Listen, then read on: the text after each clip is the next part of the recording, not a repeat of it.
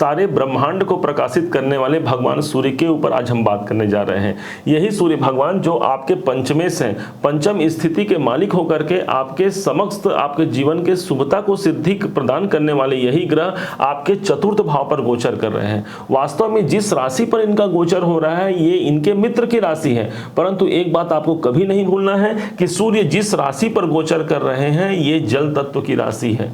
सूर्य कौन हो गए? तो सूर्य स्वयं एक अग्नि के कारक माने गए हैं, अग्नि के ग्रह हो गए सूर्य।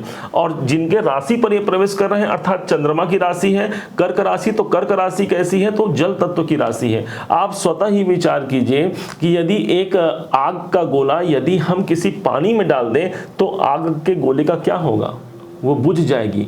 अर्थात वो सूर्य जो हमारे पंचमेश है अर्थात पंचम भाव के सारे कार्यों को भी यहाँ पर बुझाने का प्रयास करेंगे। वहाँ के सभी हमको शुभ फल प्राप्ति नहीं हो पाएगी। विशेष तौर पर आपको समझना है कि ठीक 17 जुलाई 2023 का वो डेट होगा जिस दिन यही आपके जीवन में चतुर्थ भाव पर गोचर कर जाएंगे। कहाँ से निकलेंगे? तो आपके तीसरे भाव से। जैसे इनका गोचर होता है ऑलरेडी यहाँ पर चंद्रमा देव इनके स्वागत में लगे हैं क्योंकि दोनों मित्र हैं। ध्यान से समझिएगा, मित्र हैं। अब मित्रता को निभाते हुए सूर्य वहां पर रुकते तो हैं। चंद्रमा की राशि कौन सी है? संवेदनशील राशि मानी गई है चंद्रमा की। चंद्रमा कौन है? तो चंद्रमा हमारा मन है, चंद्रमा तरलता है, चंद्रमा पानी है। अब पानी पर यदि आग सूर्य का प्रभाव आ जाए तो एक प्रकार से सूर्य को बहुत ज्यादा अच्छा प्रभाव सूर्य को प्राप्त नहीं होगा, वो शांति को प्राप्त होंगे। तो शांति कहां पर व्याप्त हो जाएगी? सूर्य जिस भाव के मालिक हैं उस भाव पर शांति व्याप्त हो जाएगी। तो इसमें दो सिचुएशन बनता है, एक तो आपको कुछ चुनौतियां मिलेंगी और दूसरा हो सकता है इस समय पर आपको सौगात भी बहुत अच्छी मिले। तो कौन से होंगे वो चैलेंजिंग स्थिति जो आपको सहने पड़ेंगे और कौन से होंगी वो आपको संभावनाएं, आपको सौगात कौन सी मिलने वाली है जिसको पा करके आप अपने आप को हर्षित महसूस करेंगे। यहाँ पर बात सिर्फ और उसी की होने वाली है। क्रमशः समझते हैं इस बात को, बड़े ध्यान से समझिएगा। आप ध्यान दीजिए कि यहां पर सूर्य जब चौथे भाव पर आते हैं और किस भाव के मालिक हैं? तो सूर्य आपके पंचम है, तो पंचम भाव के मालिक का जब चतुर्थ में जाना सिर्फ एकदम बहुत ज्यादा हमको सिर्फ इतना सोचना है कि जब पंचम के स्वामी चतुर्थ में चले जाए तो कोई ग्रह अब यहां से यदि गिना जाए, पांचवें नंबर से गिना जाए तो 1 2 3 4 5 6 7 8 9 10 11 12, मतलब अपने से 12वें भाव पर गए हुए हैं सूर्यदेव, मतलब अपने से दूर चले गए। आप ये समझिए कि पंचम भाव के जो जो इवेंट होंगे वो आपसे दूर चले जाएंगे। कौन कौन से इवेंट होंगे? तो पंचम भाव काहे का होता है भाई? पंचम भाव सर्वप्रथम होता है स्वयं के हमारी मन मस्तिष्क हमारी बुद्धिमत्ता है। तो निर्णय क्षमता में यहाँ पर एक कमी आ सकती है। दोनों ही पहलुओं को हम समझेंगे। पहले समझ लेते हैं इनके नकारात्मक तथ्य को, फिर हम समझ पाएंगे इनके सकारात्मक तथ्य को जो आपको सूर्य के द्वारा प्रदत्त होगा। तो आप अपने निर्णय क्षमता पर यहाँ पर आप दूर चले जा सकते हैं। संतान का भाव भी यही है, तो हो सकता है संतान इस समय पर हमसे दूर चले जाए, चाहे एजुकेशन के कारण हो सकता है या फिर चाहे उनके कैरियर के कारण वो दूर चले जाएं। यदि आप एक साथ घर में भी हैं तो बहुत ज्यादा संभावना है कि आपस में रह करके भी कोई बहुत ज्यादा आप दोनों का वो न बन पाए, मिलन न हो पाए, या किसी न किसी कारण से वहां पर मतभेद की स्थिति भी यहाँ पर बन सकती है। पंचम के स्वामी का द्वादश में जाना यही वो भाव है जो आपके शेयर मार्केट इत्यादि का है, ये भी आपसे दूर चले गए हैं। मतलब हो सकता है इस टाइम पर कुछ नेगेटिव इफेक्ट आपको वहां से भी दिखने को मिल जाए।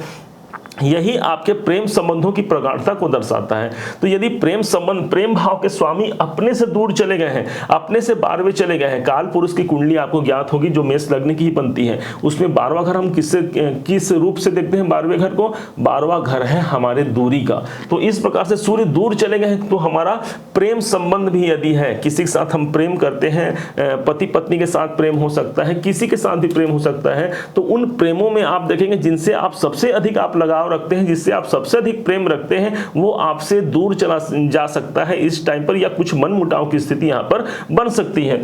सेम एजुकेशन में मानेंगे, पंचम भाव हमारा एजुकेशन है, तो एजुकेशन को भी हमसे दूर ले जाने के प्रयास करेंगे।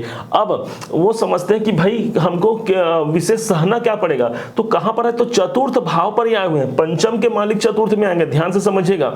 चतुर्थ भाव पर आकर के चंद्रमा तो जल तत्व की राशि हो गई, अब सूर्य आ गए हैं, तो मतलब एक बोझ आ गया हमारे ऊपर। किसके ऊपर? चंद्रमा के ऊपर एक बोझ आ गया, क्योंकि सूर्य अग्नि है। दोनों में देखिए समानता यह है कि दोनों ही देवता में आते हैं। सूर्य और चंद्रमा दोनों मित्र हैं तो मित्र की परिकाष्ठा को रखते हुए चंद्रमा कुछ पॉजिटिव रिजल्ट भी देंगे, ये सूर्य कुछ आपको अच्छे रिजल्ट भी देंगे, परंतु एक बोझ, काहे का बोझ आ गया भाई, मैं संतान के लिए अच्छा क्या कर सकता हूँ, अपने जीवन साथी से मैं कैसे समन्वय बना सकता हूँ, मेरे किस सोच के द्वारा मैं अपने कैरियर को, अपने जीवन में उन तमाम मुश्किलों को कैसे मैं पार जा सकता हूँ, इन सब का आपके ऊपर एक बोझ कायम हो जाएगा। 1 महीने का ये समय रहेगा, 17 जुलाई से लेकर 17 अगस्त तक। अब समझते हैं पॉजिटिव क्या होने वाला है। नॉर्मल तौर पर देखेंगे चंद्रमा के राशि पर, मतलब अपने मित्र के राशि पर सूर्य है, इसका सीधा सीधा मतलब आप ये निकालिए कि सूर्य जब चतुर्थ में आते हैं, पारिवारिक वातावरण एक बहुत सौहार्दपूर्ण यहाँ पर कायम करते हैं, परिवार में कोई मांगलिक कार्य का योग बनाते हैं, सूर्य आए हैं। सूर्य चूंकि यहाँ पर चतुर्थ भाव आपके घर है जहाँ पर आप रहते हैं, तो सूर्य कौन है, सूर्य शासक है, सूर्य राजा है, तो राजा का घर कैसा होगा भाई, ऐसे ही आपके घर, चाहे आपके घर महल हो चाहे एक छोटी सी झोपड़ी हो, उन दोनों ही स्थिति में आप अपने आप के राजा होंगे। अपने घर पर अपने परिवार के साथ एक साथ रुक करके आप देखेंगे इस टाइम पर आप अपने आप को गौरवान्वित महसूस करेंगे। यही स्थान आपकी माता का है, तो पंचम के स्वामी जब चतुर्थ में आते हैं, माता के साथ मिल करके उनके साथ समय बिताने का एक सुंदर सौभाग्य हमें प्राप्त होता है। तो ये सूर्य आपको इतने अच्छे रिजल्ट देंगे। अब यहीं पर आप ध्यान से समझिएगा, इस सूर्य को ज्यादा एक्टिवेशन में लाने के लिए, ज्यादा इस सूर्य को प्रभावपूर्ण बनाने के लिए हम क्या उपाय कर सकते हैं। तो सर्वप्रथम उपाय आपको बताया गया है, आपके घर में जो पूर्व दिशा है, 3 उपाय बता रहे हैं, बड़े ध्यान से समझिएगा। आपके घर में जो पूर्व दिशा है ये साक्षात भगवान सूर्य नारायण की दिशा है, तो इस दिशा को जितना हवादार बना सके, जितना खुला हो ये स्थान, जितना स्वच्छ हो, उतना ही आपके जीवन में ये सकारात्मक परिवर्तन को लाएगा। माना जाता है कि सूर्य की किरणें यदि घर पर पड़ती है तो घर में सभी प्रकार के नकारात्मक दोषों को वो दूर करते हैं, इसलिए प्रयास कीजिए कि सूर्य की किरणें पड़े, प्रथम। दूसरा हो गया ओम। ओम शब्द का उच्चारण, हम देखिए आप नेट में सर्च करेंगे या पुराणों में बहुत से सूर्य के मंत्र हैं, और इतने मंत्र जो कोई छोटे हों, घृणी सूर्याय नमः या ओम जपा कुसुम संकासम काश्यपेयम महादुतिम तमोरिम सर्व पापघ्नम प्रणतो अस्मि दिवाकरम, लेकिन हम आपको बता रहे हैं एक छोटा और बहुत बेहतरीन उपाय जो है ओम, मात्र ओम।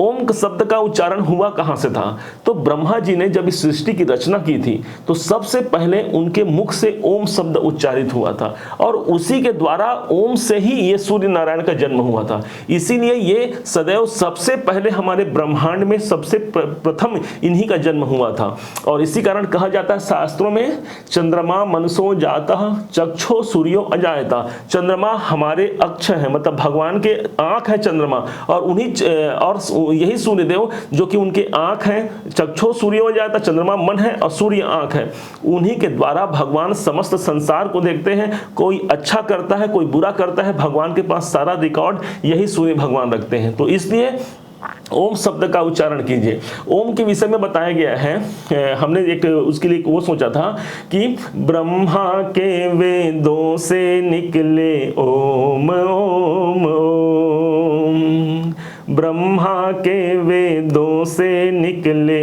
ओम ओम ओम, नारद के वीणा पर बजते ओम ओम ओम, शिव शंकर की डमरू बोले ओम ओम ओम, शिव शंकर की डमरू बोले ओम ओम ओम, ब्रह्मा के वेदों से निकले ओम ओम ओम।